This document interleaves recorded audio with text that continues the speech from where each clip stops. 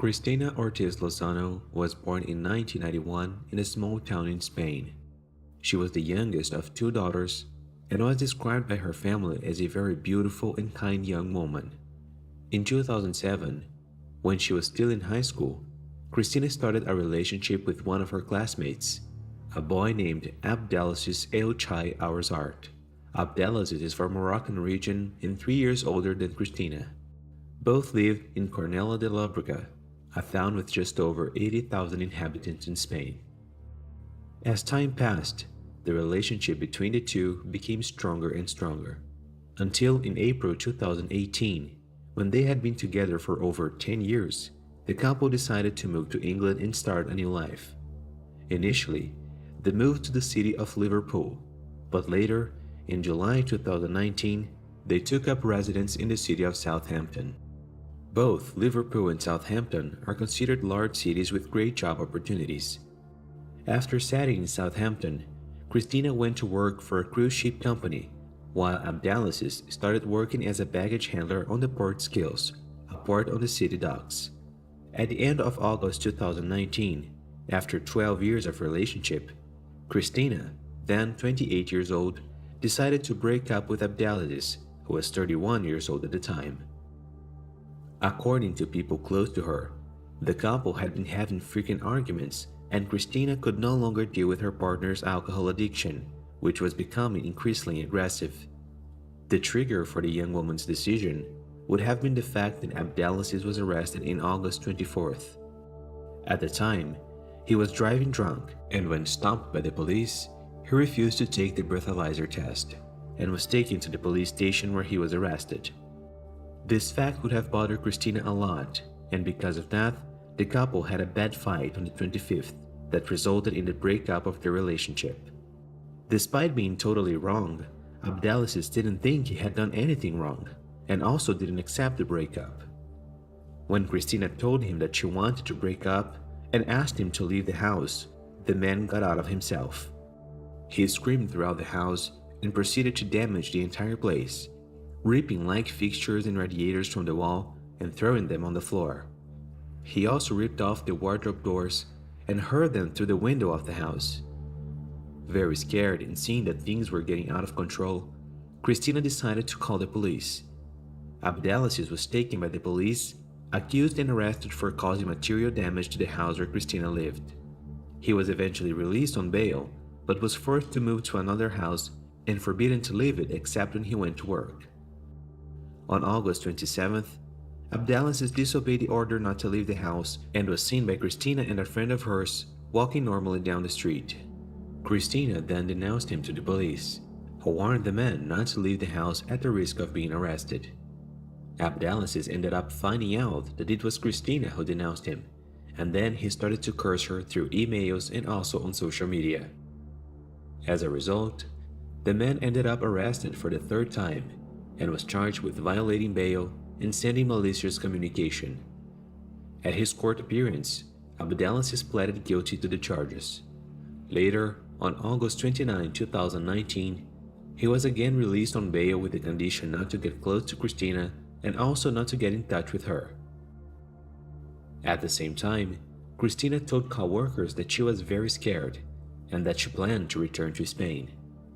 The young woman's intention was to run away from her ex-partner and also be closer to her family, but unfortunately, she didn't have the time to do that.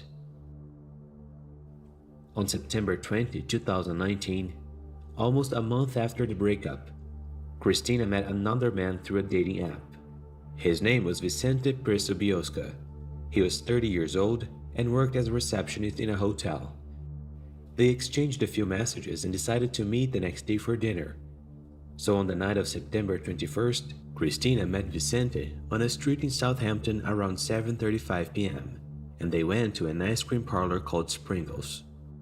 Afterwards, they went to a pub called Kitty Bridge where they intended to end the date with dinner.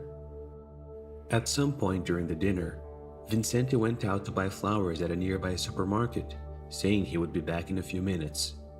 At that same time, Abdelaziz entered the pub and saw his former companion sitting at the table alone.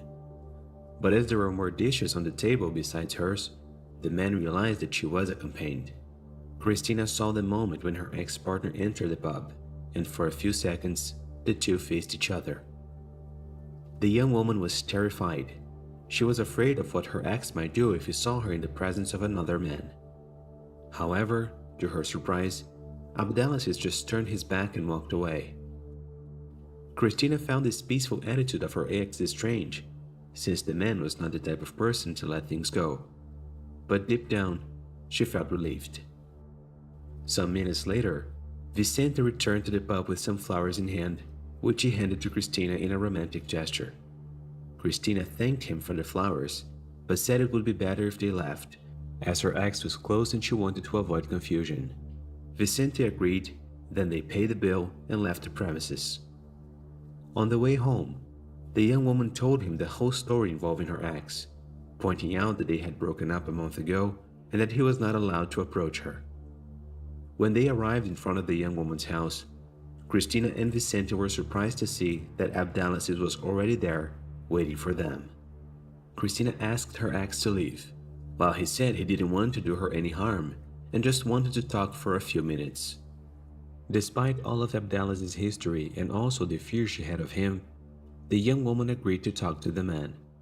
She then asked Vicente to wait for her in front of her house and then went in with her ex to talk.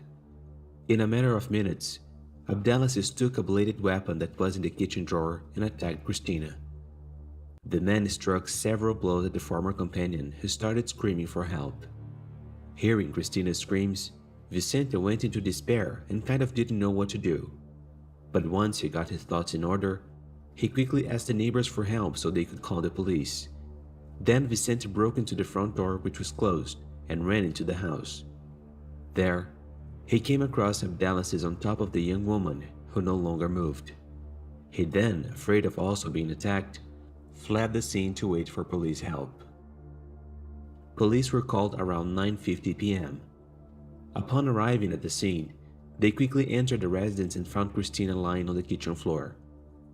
A team of paramedics was called, but she was already dead and nothing could be done, the young woman being declared dead at the scene. After a brief search, the police managed to locate and capture Abdelaziz, who was hiding in the garden of the house. He was taken by authorities to Southampton General Hospital to tend to his injuries, as he also cut himself during the attack. According to the police, Abdelaziz planned to take his own life when he was caught, but later ended up giving up. After being discharged from the hospital, the man was arrested on charges of having taken Christina's life. According to the coroners who analyzed the young woman's body, she had suffered 23 punctures caused by a sharp-bladed object. Most of these wounds were in the chest area and the others were in the neck and abdomen area. Additionally, she had several defensive wounds on her arms, indicating that she had raised her arms in front of her body in a desperate attempt to defend herself. Christina's body remained in the possession of the English authorities until all analyses were complete, after which it was released to the family, who took it back to Spain. The young woman was veiled and buried in a cemetery in the city where her parents lived, in a ceremony attended by hundreds of people, including family and friends. During the time he was in police custody, Abdelaziz was interrogated a few times. The man, despite being confronted with various evidence and also the testimony of some people, pleaded not guilty. He was held in custody until his trial date, which was set for March 30, 2020. Toby Alcock, the lead detective on the case, said his entire team was working their hardest to present a strong case to the jury and ensure that justice was served. Police officers spent hours reviewing available security cameras to track the man's every move prior to his attack. From the images, it was possible to see that Abdelaziz followed the couple even before they went to the pub. They were being followed from the moment they met. According to the police, the man remained in front of the pub for about 30 minutes, waiting for them to leave the place. He entered the pub around 9 p.m. when he saw that Vicente had left the place to buy flowers and stayed less than a minute inside. In the images outside the establishment, it is possible to see Abdelaziz hiding in the shadows to see the couple without being seen. The cameras also showed that he continued to follow the couple after they left, anticipating some time later to arrive at Christina's house before the two. On March 30, 2020, Abdelaziz Al-Azhar trial began. In all, the trial lasted 2 weeks and took place at Winchester Crown Court. In it, the defendant was assisted by a Spanish translator since he didn't have fluent English. During the trial, the prosecution constantly highlighted Abdelaziz's aggressive and jealous behavior that drove him to the crime. Prosecutors used witnesses' accounts, security footage, expert forensic, and psychiatric evidence to prove that the crime against Christina was premeditated.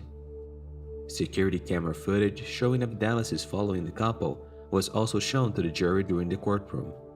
In his defense, the man said it was Christina who invited him to her home before the two started the argument, and that she attacked him first and he only retaliated to defend himself. The man also claimed to be taking prescription drugs, which would mitigate his inappropriate behavior. The defendant's lawyer corroborated his client's statement and said he was first attacked by Christina and only acted in self-defense. Vicente Bresso Biosca, Christina's partner on the night of the crime, also testified at the trial and told how it all happened. His version of the events of that night added to the countless pieces of evidence and only made Abdaziz's situation before the jury even more complicated. Abdelaziz pleaded guilty to the crime, but claimed that he didn't intend to commit it and that it was a culpable offense. It took the jury 5.5 hours to reach a decision.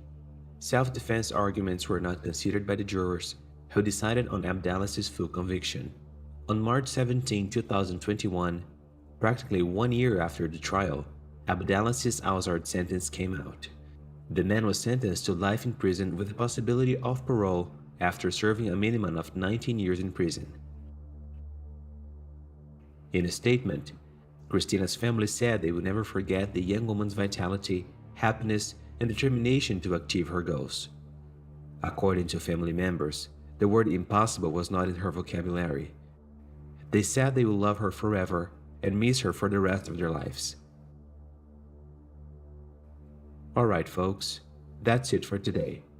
Thanks for watching until the end. Best wishes, and I see you next time.